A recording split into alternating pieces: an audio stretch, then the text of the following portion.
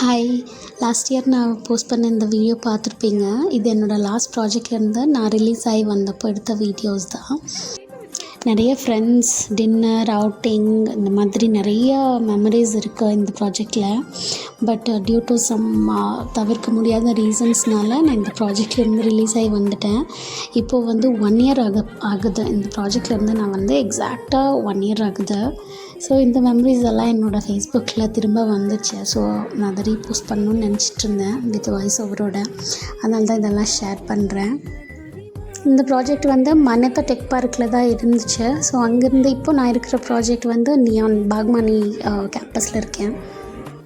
இனிமேல் இவங்களெல்லாம் எங்கடா பார்க்க போகிறோன்னு யோசித்தேன். ஆனால் அங்கே ரெனோவேஷன் ஒர்க் போயிட்டு இருந்ததுன்னு சொல்லி ஜஸ்ட் 1 மந்த்துக்கு அவங்க எல்லாருமே பாக்மணிக்கு வந்திருந்தாங்க.